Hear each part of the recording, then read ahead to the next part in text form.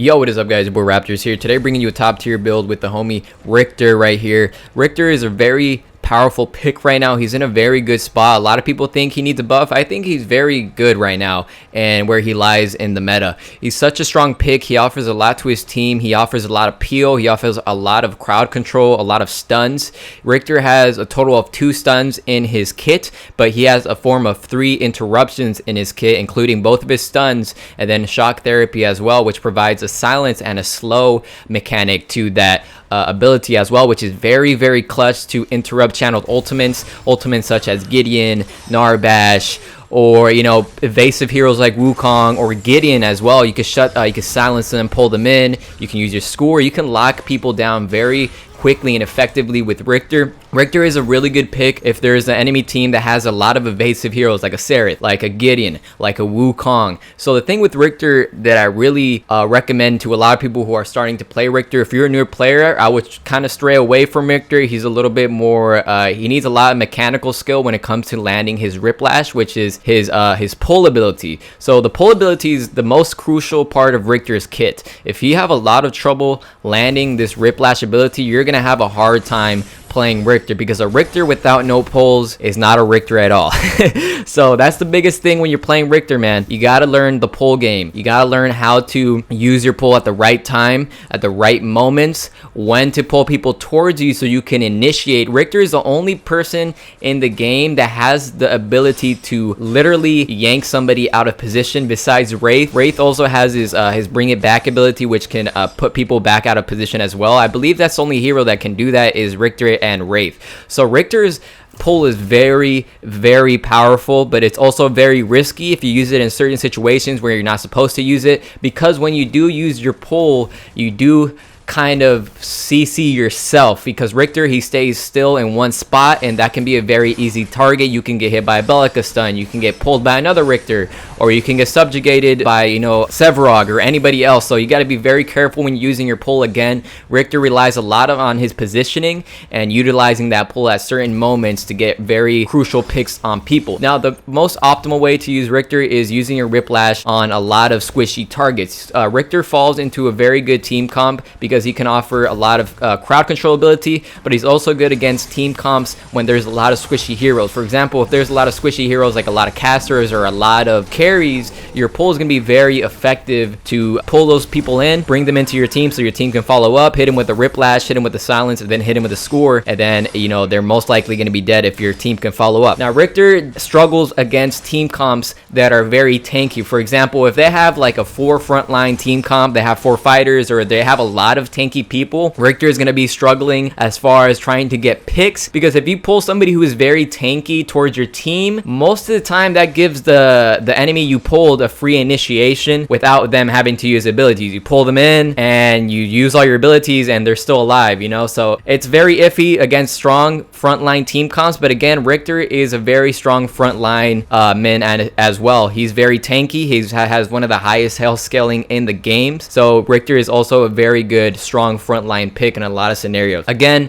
you can run RIKTOR in the safe lane as a support, which is what I'm gonna be showing you today. A lot of people also run him as a jungler. He's a very effective jungler. He has a lot of gank potential when it comes to playing RIKTOR as well. I personally play a lot of jungle, but I haven't really played a lot of RIKTOR because I feel like it's a lot more punishing as a jungler if you miss your pulls, because if you miss your pull when you're ganking, it's pretty much very hard to catch up to somebody unless, you know, you just ult them right away. But yeah, RIKTOR doesn't have a gap closer, I guess you would say, like a lot of junglers do, like Rampage with his leap, or Grux with his dash, or Sevarog with his dash as well, and Kwang with his easier tether to land. RIKTOR is a lot more, you gotta commit a lot more to that pull, so I usually don't like running him because of that. I need more practice, even though I've been playing a lot of RIKTOR. But yeah, I've run him in the support lane. So the thing that draws me towards playing RIKTOR as a support is, again, RIKTOR has a lot of gank potential. He probably has one of the best gank potential out of all the supports in the game.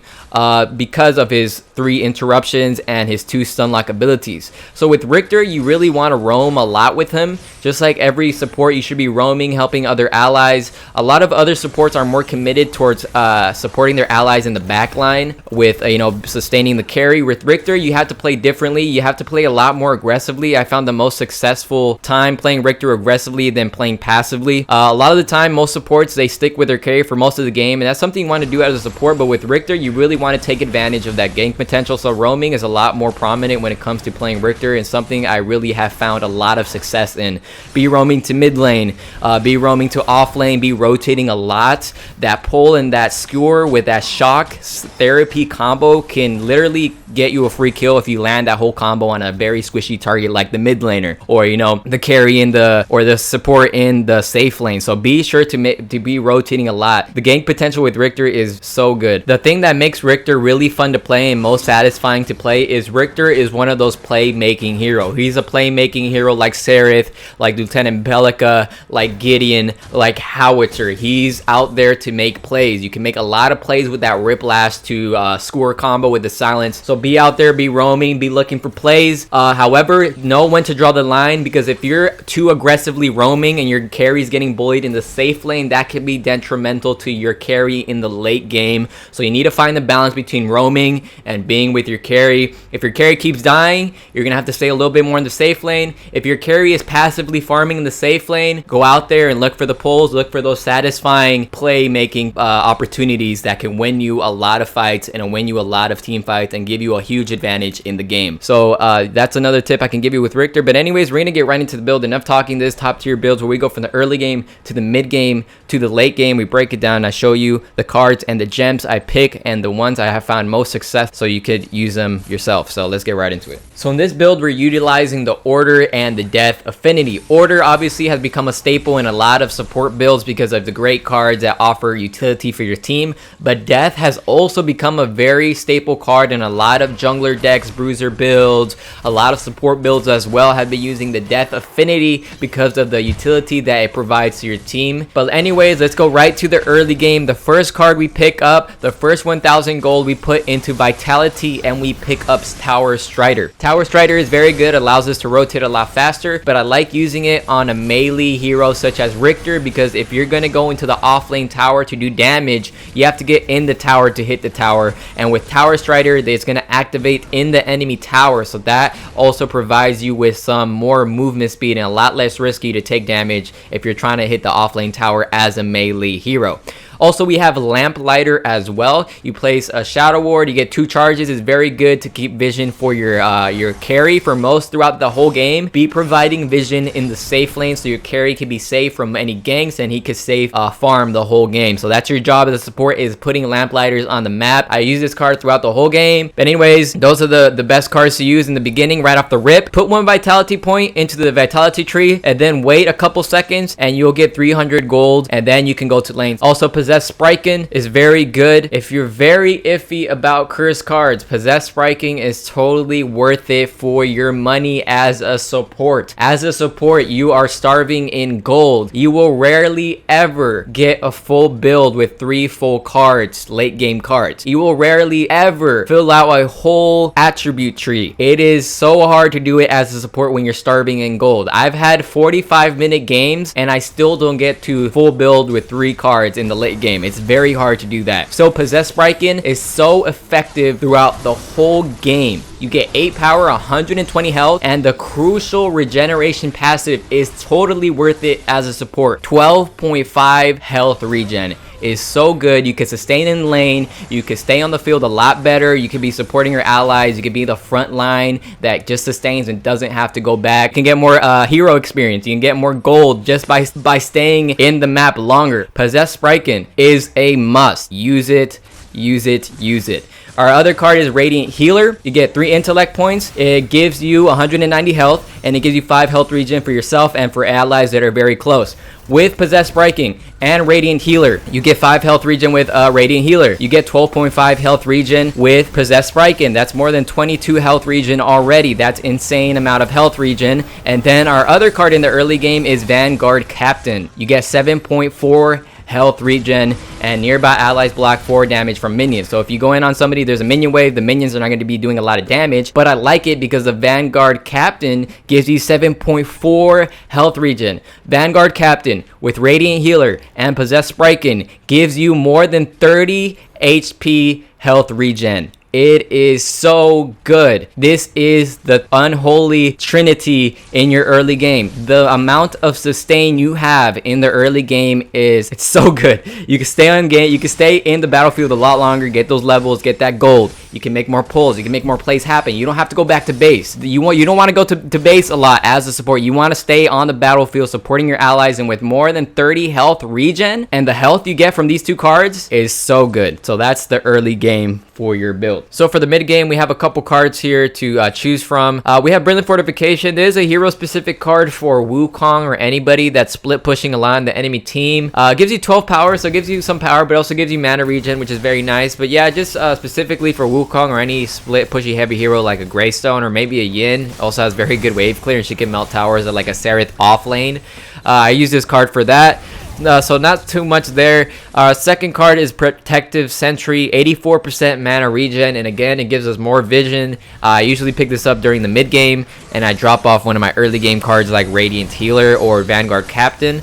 Then our other card we use is MALLENK'S Prayer. This card is very nice because look at the stats. You get 240 health, 24 basic armor, and you heal your nearby allies for 275 health, and then your allies get 24 basic armor for 20 seconds, which is very, very nice as a mid-game card to give you a little bit more sustain.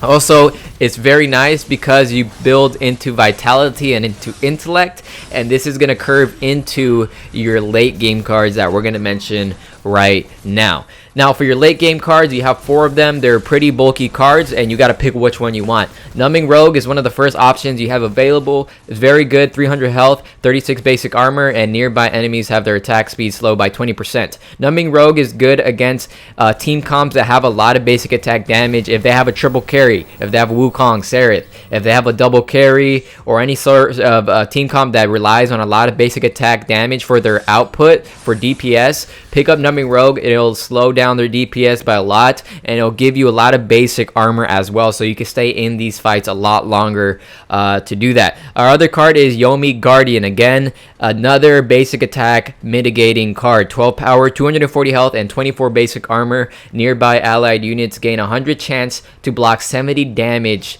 basic damage for 8 seconds. That's very good against very basic attack heavy team comps. If they have a triple carry team comp, I will pick up Numbing Rogue and YOMI Guardian. You will have a ton of basic armor, and you can also mitigate that DPS for your allies, which is very, very nice to do that as well. So YOMI Guardian and Numbing Rogue together is very nice to mitigate heavy basic attack damage team comps. Our other one is Domain of Stillness. This is another hero specific card to Aurora or Gideon or Faye. Anybody who has an AoE ultimate that you can't interrupt or can't stop, more like Aurora. You know, it's very hard to interrupt that ultimate for Aurora, and I think it's so crucial to have this card just because of her in your build. If there's an Aurora on the enemy team, I really recommend building this card as fast as you can so you can negate that ultimate completely. This is a straight counter for Aurora. Pick it up, you get 16 power, 230 mana, and 60% mana regen. It can be a lifesaver. It could change the tide of battle when it comes to team fights and negating that so crucial Aurora ultimate. Our last card is Plague Lord Mallenk. This is the card I pick up 80% of the time in my final build. Plague Lord Mallenk is such in a great spot right now. It's such a good card. You get 10 power,